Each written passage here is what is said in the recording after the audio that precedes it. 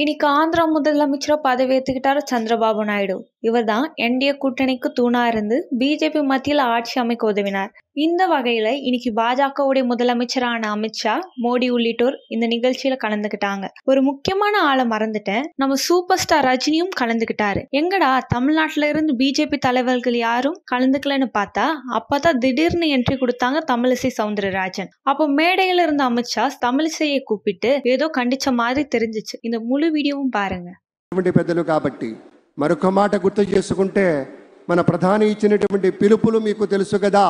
నరేంద్ర మోదీ గారు ఎప్పుడు చెప్తారు, స్వచ్ఛ భారత్, ఆత్మ నిర్భర్, బేటీ బచావో బేటీ పడావో ఇత్యాది పథకాలన్నీ కూడా మన రాష్ట్రంలో కూడా దూరదృష్టి కలిగినటువంటి శ్రీ చంద్రబాబు నాయుడు గారు కళలు కనడానికి ధైర్యంతో పాటు ఆ వచ్చిన కళల్ని సాధించడానికి సాహసంతో ముందుండేటువంటి వ్యక్తిగా చంద్రబాబు నాయుడు గారు ప్రపంచంలో వచ్చినటువంటి ఐటీ విప్లవ ఫలితాలు తెలుగు జాతికి అందాలని మొట్టమొదటగా అంచనా వేసి ఇవాళ హైదరాబాద్ మహానగరం ఒక ఐటీ హబ్గా ఉంది అంటే కారణం చంద్రబాబు నాయుడు గారని చెప్పుకోవాలి.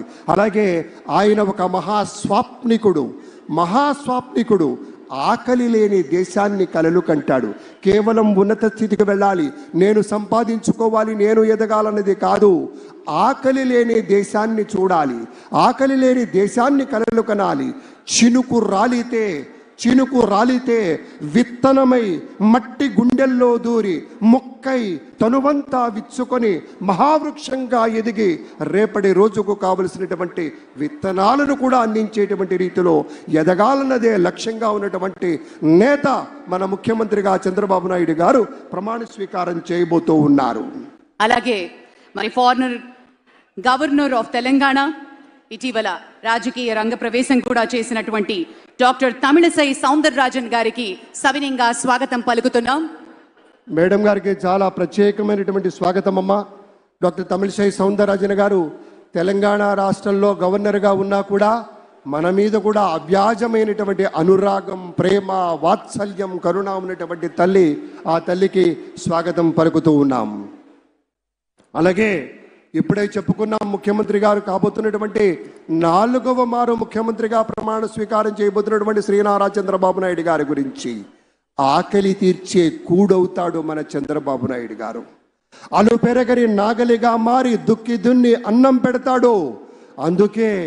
అందుకే కించిత్ అతిశయోక్తి అయినా కూడా ఆయన శివుడు, అందుకే ఆయన భవుడు, అందుకే జన మనోహరుడు.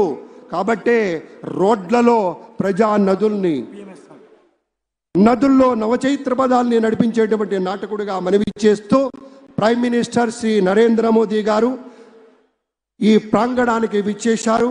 మన గవర్నర్ శ్రీ అబ్దుల్ నజీర్ గారు కూడా విచ్చేసి ఉన్నారు.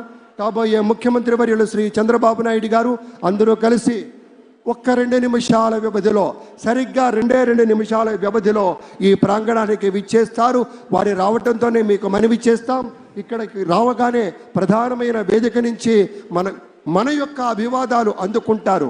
ఆ వెంటనే ఈ పక్కన ఉన్నటువంటి పోలీస్ బ్యాండ్ సిబ్బంది మన జాతీయ గీతాలాపన ఉంటుంది. ఆ సమయంలో మనమంతా లేచి నిలబడాలి. అది గౌరవం, అది మన ధర్మం, అది మన లక్షణంగా మీ అందరికీ మనవి చేస్తూ, నదుల్లో చైతన్య